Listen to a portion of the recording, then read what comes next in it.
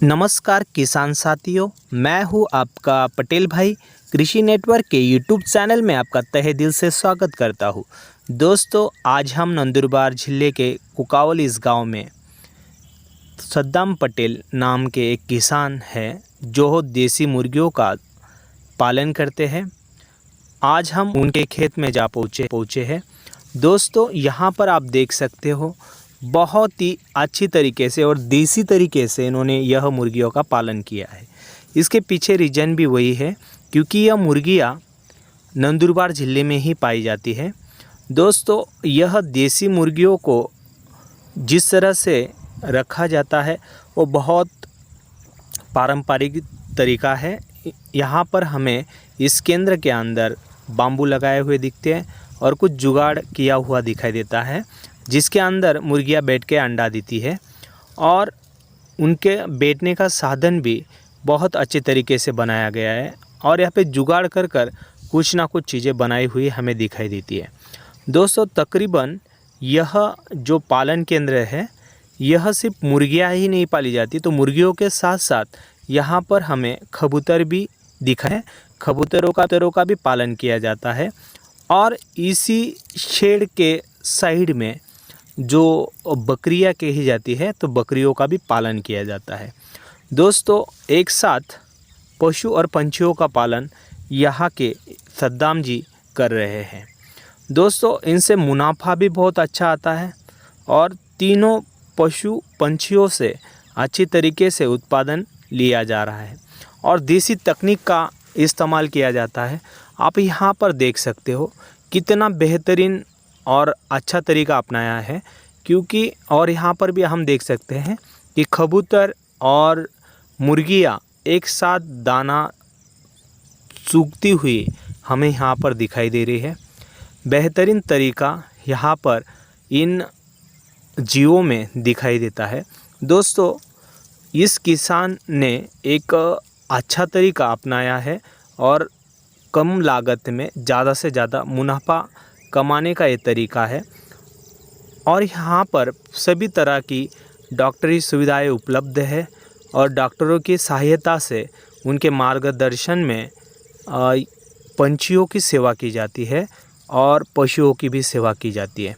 तो दोस्तों, आज हम अंदर जाकर देखते हैं कि किस तरह से यहाँ पर यह केंद्र दिखाई देता है।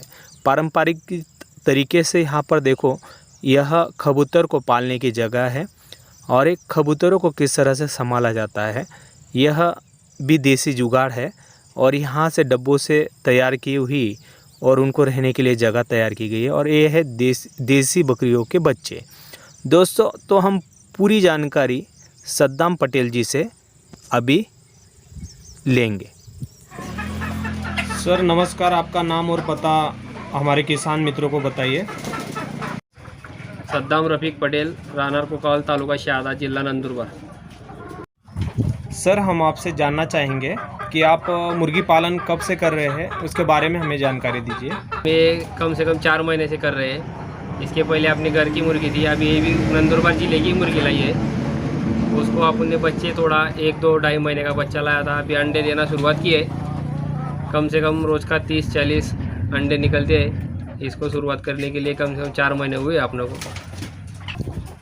सर, आपका जो मुर्गी पालन का शेड है, यह शेड आपने कैसे बनाया, ये बाड़ा कैसे तैयार किया है, उसके बारे में आप हमें जानकारी दीजिए। सर, हमने ये 30 बाय 15 का शेड तैयार किया है। ऊपर से पतरा डाला है, आजू बाजू जाली लगाई हुई है। वो जाली का माप है 7 फुट और शेड का हाइट है 8 फुट। तो नीचे से कंक्रीटिंग किया नहीं है, लेकिन मिट्टी का है। सर, हमें बताइए, जब हम अलग अलग जगह पे जाते हैं वहाँ पर शेड जो देखते हैं वो शेड बहुत आरामदायी होता है, तो आप अगर ऐसा आरामदायी शेड बनाना चाहते हो तो क्या करना होता है, उसके बारे में जानकारी बोल। हमने छोटा शेड बनाया है, हमारी मजबूरी का कारण मतलब छोटा शेड बनाने का है। वो जो बड़े बड़े शेड बनाते हैं बॉयलर के लिए होता है, देसी तो ओपन प्लेस में भी रहती है। उसके लिए हमने छोटा सा बना के अभी बारिश के लिए हमने उसको पैक किया है। नहीं तो ओपन प्लेस में रखने का अपने को टेंशन नहीं उसका। खेत में भी ओपन में, हाँ, ओपन में भी रख सकते हैं, खेत के अंदर भी ओपन रख सकते हैं। उसका कोई टेंशन आता नहीं है, क्योंकि बॉयलर मुर्गी जगह से हिल नहीं सकती, ये गावरान है, पूरा जंगल घूम के आ सकती है।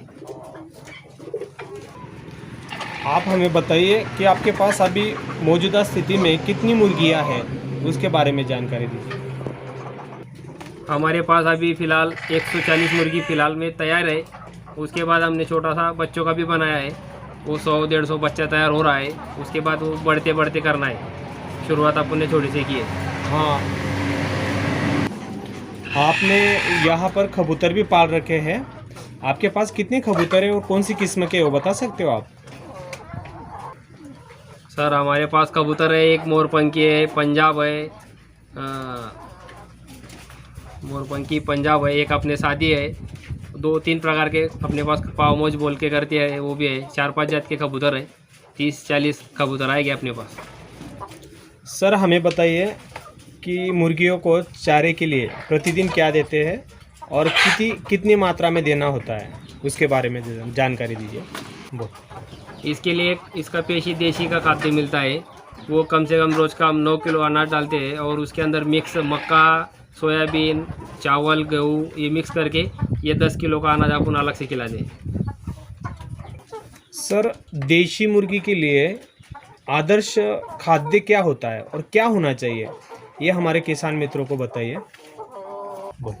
इसके अंदर देसी मुर्गे को गावरान अपना मक्का आता है, मक्का भरड़ा ज़्यादा से ज़्यादा उपयुक्त किया जाता है मुर्गी के लिए, और सेहत के लिए भी मक्का अच्छा रहता है। आप बताइए कि मुर्गियों को हम अगर खाने के लिए ज़्यादा देते हैं तो उसके उत्पादन पर कुछ प्रभाव पड़ता है क्या, वो बताइए। बोलो। सर ये ज़्यादा खाने से मुर्गी को तकलीफ भी हो सकती है, कम खाने से भी तकलीफ हो सकती है, उसका कोई प्रॉब्लम आता नहीं है। लेकिन इतना है, खाने की वजह से उसकी इम्यूनिटी पावर ज़्यादा होती है, ताकत होने की वजह से वो अंडे का प्रभाव कमी होता नहीं है। रोज़ का जो एक अंडा देने वाली मुर्गी है वह कंटिन्यू चालू रहता है। सभी मुर्गियों को लेकर एक दिन में मुर्गियाँ एक बार तो अंडा देती है, तो कितनी मुर्गियाँ आपके अभी तौर पर अंडा देती है, वो बताइए। अपने पास 140 पक्षी है, उसके अंदर 20 नर है, बाकी मादी है। मादी में से आप कम से कम फिलहाल 50-60 मादी अंडा दे रही है, बाकी मादी छोटी है, वो अभी शुरुआत नहीं की है उसने अभी। सर हमें बताइए मुख्यतः मुर्गियों में कौन कौन सा रोग लगता है, उसके बारे में जानकारी दीजिए।